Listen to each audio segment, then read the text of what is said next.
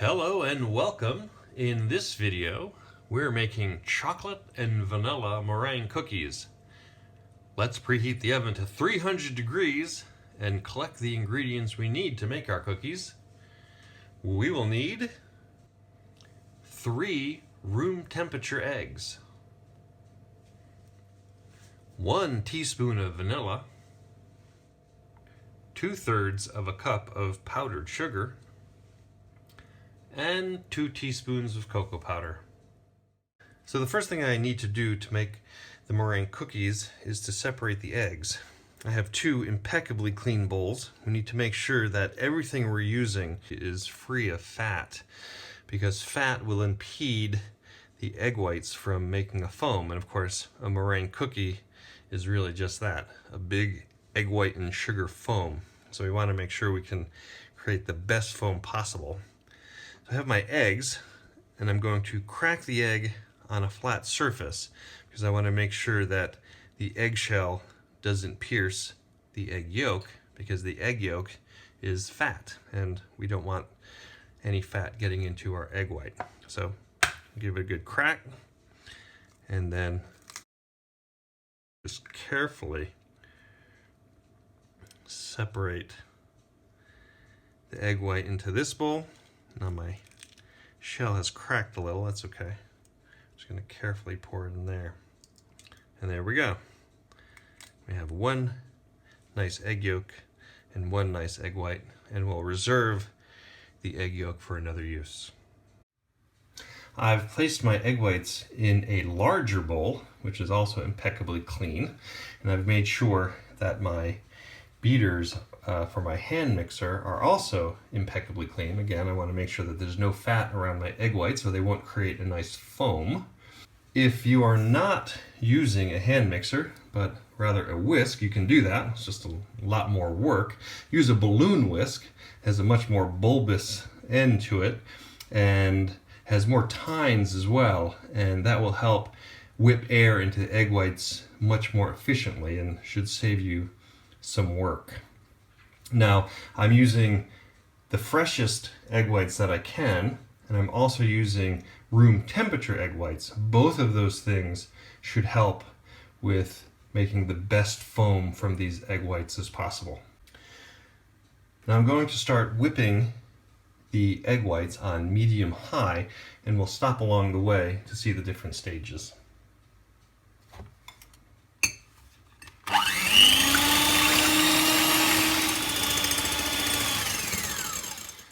The egg whites have gotten nice and foamy, and if we were using cream of tartar, which is just another way to help stabilize the foam, this would be the time to add it here. Now I'm going to take this opportunity to add my vanilla.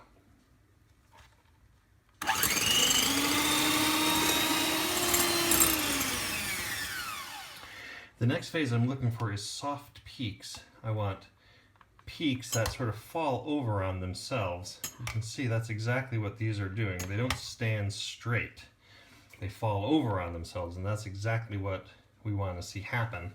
Now we're ready to start spooning in our powdered sugar.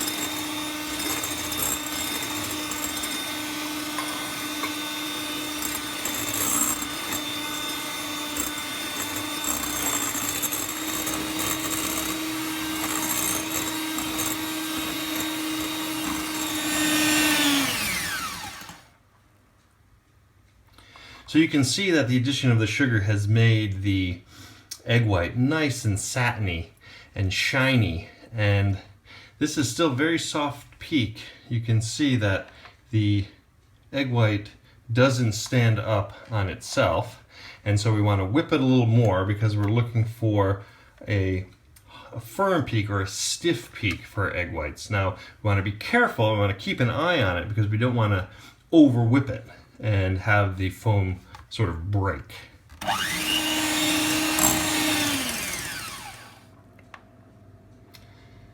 So you can definitely see we're at stiff peak phase. The foam stands up on its own very well, And I want to stop beating this now because I don't want to overwork the foam or it'll break, and that's not pretty. And we'll have to start over again. Now if you have add-ins, you would simply fold them in, and we do. We have some cocoa powder, and we're going to fold that in. We might lose a little bit of volume in the folding, but we'll be sure that our foam won't be broken. So, since I'm making 2 flavors of meringue cookies, vanilla and chocolate, I want to save some as vanilla. So I'm going to take half of this mixture out. I'm just going to put it in another bowl. And to the remaining meringue mixture, I'm going to sprinkle in my cocoa powder. And I just want to gently fold the cocoa powder into the meringue mixture. I want to be gentle. I don't want to take all the volume out of the meringue, but I do want to make sure that I get the cocoa powder nice and incorporated. Now I'm ready to put these on a baking sheet for baking. I have a baking tray. You could use a cookie sheet. And I have a piece of parchment paper. I'm going to cover the baking tray with the parchment paper. If you want to make sure it doesn't move, you can take a little piece of meringue and put it at the corners, and then put your parchment paper there, and it'll keep it nice and stuck down. I could put this in a piping bag and use a star tip and make pretty cookies, but I think I'm just going to use 2 tablespoons and simply spoon my meringues out onto the tray. And I want to make sure I get about a tablespoon or so. You can push them down into a nice shape if we'd like.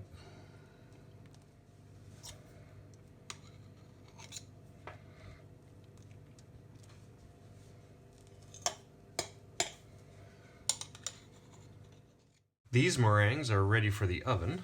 They'll be put in a 300-degree oven, and they'll bake for 1 hour to 1 hour and 15 minutes until they start getting crispy on the outside and they release from the parchment paper easily. My meringue cookies have just come out of the oven. They're in a 300-degree oven for about 1 hour and 10 minutes, and the outsides have gotten nice and crispy, and they do release from the parchment easily, so they're done. I will let them cool and serve them up. If there are any left, I'll store them in an airtight container, and they should be fine for a few days. And there you have it, vanilla and chocolate meringue cookies. I hope you enjoy.